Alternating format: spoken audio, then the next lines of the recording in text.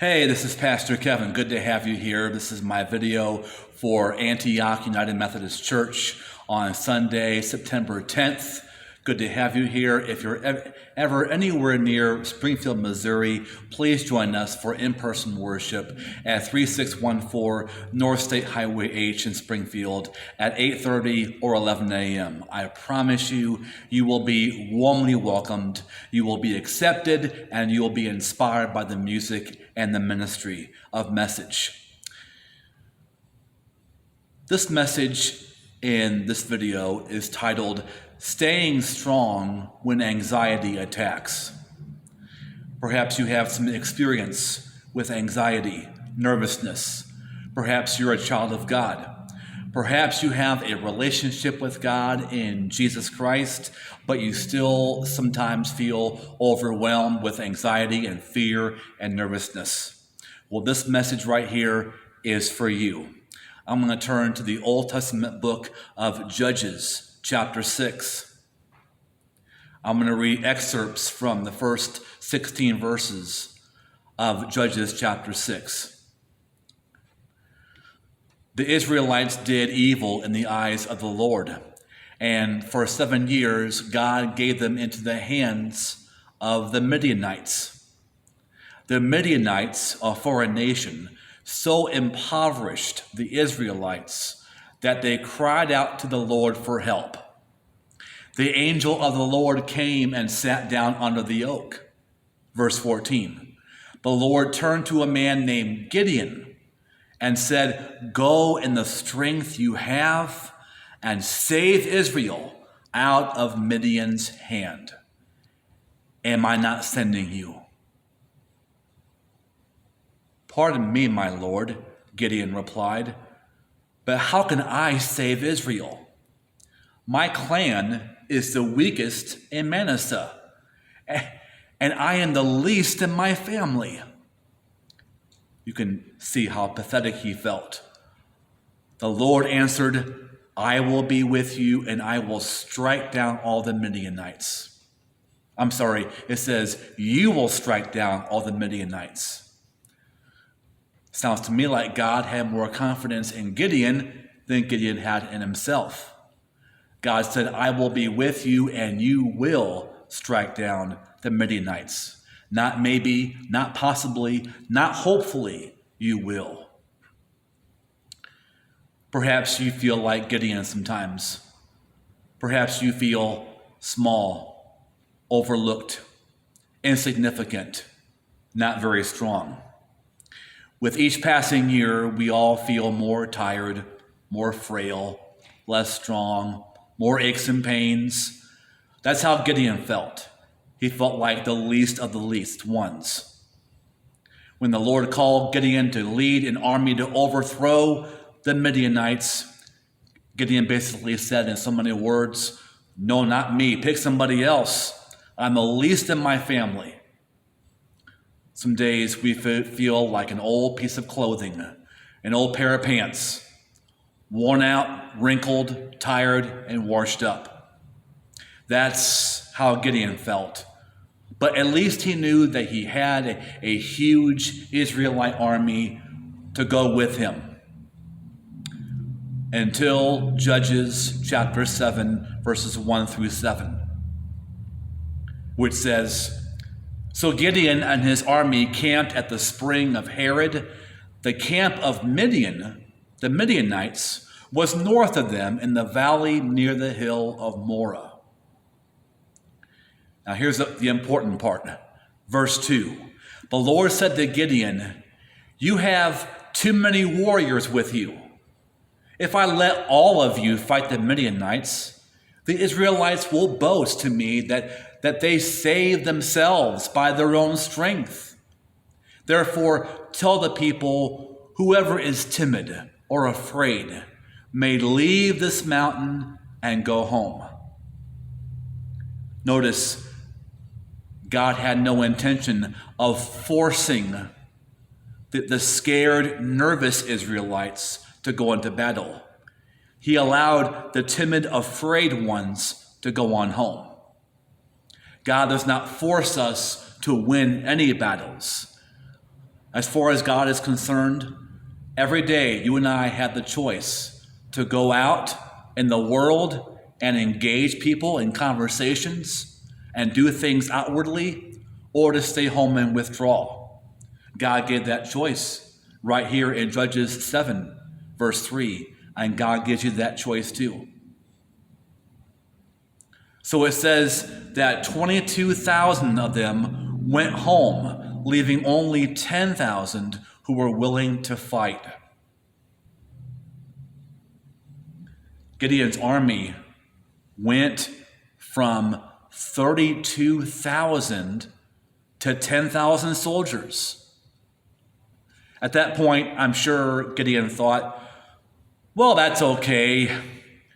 We might do okay with 10,000 soldiers. That's not too bad. That's still a vast army, right? But then, verse 4, the Lord told Gideon, there are still too many. And in verse 7, God shrank the Israelite army from 10,000 to 300.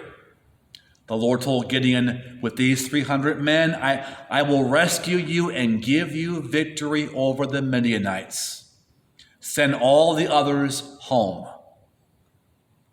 Now, how do you think Gideon felt, having his army shrunk from 10,000 to 300? Anxious. I'm sure his anxiety was acting up really bad at that point. He must have been triggered. He may have had an anxiety attack. He may have felt like he didn't have enough to win the victory. He may have felt overwhelmed, panicky. Can you relate? Have you faced situations this year that have made you feel anxious, overwhelmed, panicky? I know I have. That's how Gideon felt, with a smaller number of soldiers. And that's how Jesus felt in the garden when he faced arrest and trial and crucifixion. That's how Daniel felt in the lion's den. That's how John the Baptist felt in King Herod's prison. It's not just you. You're not alone. So breathe and remind yourself, God is with you, and it's going to be all right. In 1 Corinthians 1, verses 26 through 29, in the Passion Translation, the Apostle Paul told the Corinthian Christians, brothers and sisters, consider who you were when God called you to salvation. Not many of you were wise scholars by human standards, nor were many of you in positions of power. Not many of you were considered the elite when you answered God's call. But God chose those whom the world considers foolish to shame those who think they are wise. And God chose the puny and the powerless to shame the high and mighty, the arrogant, the proud, the egotistical.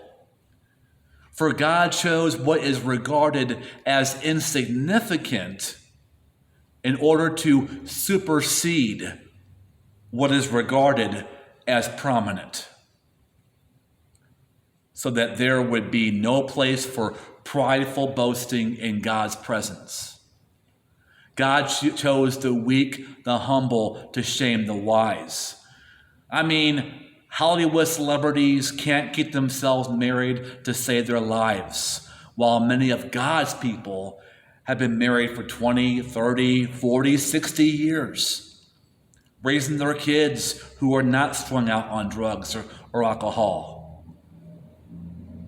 So when you feel overwhelmed and triggered, full of anxiety, remember, God chose you to be his people in his army, to work for him.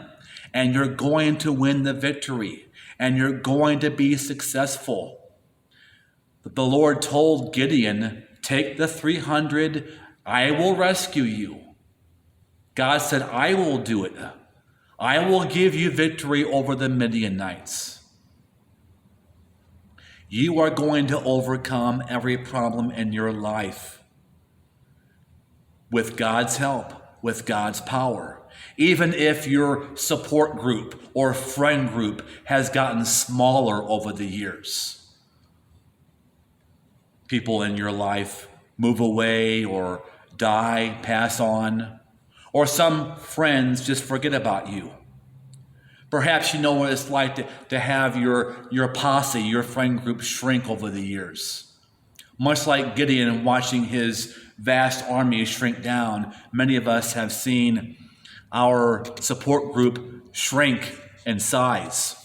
We don't always have a whole lot of people to rely upon. Sometimes you're lucky and fortunate and blessed if you have a few good people that you can rely upon. A few good people that you know you can call upon and talk to, who will listen to you, who will care, who are reliable and not blabbermouths and take what you say and gossip it to somebody else. If you have a few good people in your life who are trustworthy, reliable, they have your back, you are rich. Most of us don't have what we used to have in high school. When you're in high school, you have so many friends. You see them every day in the school, classrooms, and lunchroom. In college, perhaps, it's still true. But as you go through life in your 30s, 40s, 50s, and beyond, sometimes your experience is like Gideon's. You find your support group, your team, shrinking in number. It happens. That doesn't mean there's anything wrong with you. It does not mean that there's anything wrong with you. Look, pardon me, the Son of God, Jesus, he had 5,000 people when he was healing the sick and multiplying loaves and fish. When he was giving out free health care and free food, well, he had thousands there, thousands. When there was not the multiplying of the loaves and fish, that number of 5,000 dwindled. In the upper room during the Last Supper, how many were there? 12. Only 12. Then one left. Then he had 11.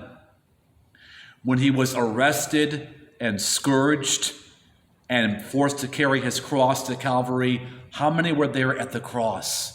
How many apostles? Well, most fled. I believe only the Apostle John is recorded. He was there to give support to Mary, mother of Jesus. His mother and one of his best friends, 2, that was it. Everyone else on Calvary's Mount were there to heckle and laugh and make fun and point the finger at Jesus. So as you keep going in your life, as you obey God in every area of your life, as you go all the way and seek to make your life something special, you may find, like Gideon did, your group, your team dwindles and shrinks in numbers. Like I said, it might come because people in your life move away, they die, or some friends are no longer good friends. They just kind of forget about you. Doesn't matter. Does not matter, even if you feel weak or small and not very strong. Like Gideon, even if you have a fewer number of people who have your back, God has your back. God is fighting on your behalf. So breathe when you feel anxiety and remind yourself that God's got your back, that even the best, like Jesus Christ, had fewer people who had his back as time went on. It's not just you. You're not alone. And remind yourself that you don't know how God will come through for you, but God will come through for you. Look at Judges 7, verses 19 through 25. This is at a time of battle, the main event. Gideon and the 300 men with him reached the edge of the camp at the beginning of the middle watch, and just after they had changed the guard, they blew their trumpets and they shouted, "A sword for the Lord and for Gideon!" While each man held his position around the camp, all the Midianites ran, crying out as they fled. When the 300 trumpets sounded, the Lord caused the Midianites throughout the camp to turn on each other with their swords. They didn't know God would do that. That was unexpected. That's what I meant when I said, you don't know how God will come through for you. Oftentimes it's in surprising ways. The Midianites attacked each other with the swords. Verse 23, the Israelites pursued the Midianites. Verse 25, they also captured 2 of the Midianite leaders. Who won that day? Gideon and God. Who will win today? You and God. You and God are going to win. You don't know how God will come through for you. Gideon did not know how God would come through for them, but God did. God came through for them. So let me ask you, what is it that's making you feel anxious, upset? What's making you feel worried or overwhelmed? You and God got this. It doesn't matter whether you have a lot of people to rely upon and support you, or just a few, like Gideon did, like Jesus did. 1 Corinthians 1, verse 7 in the Passion Translation says that you are not lacking any spiritual gift. You're not deficient. There's nothing wrong with you. You're not inadequate. You're not missing anything. You are not lacking any spiritual gift. You have what it takes. So breathe when you're anxious.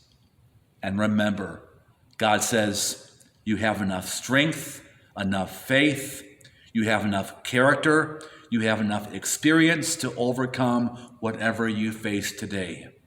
One last scripture, 1 Corinthians 1, verses 8 and 9. Again, in the Passion Translation. God will keep you steady and strong to the very end, making your character mature so that you will be found innocent on the day of our Lord Jesus Christ.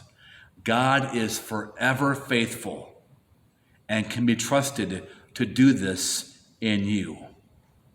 God did this in Gideon. God did this in Daniel and David and Jesus. And God will do this in you. He will bring you to victory. You and God got this. No matter how anxious or upset or overwhelmed you feel, you're not alone. You're going to make it. It's all going to work out because God and you are fighting your battles, and you are going to win. Thank you for watching. If you enjoyed this, please give a like on this video, subscribe to this channel. I'll be back here the next Thursday or Friday to give you the next Sunday's pre-recorded message. Thanks again for watching. God bless.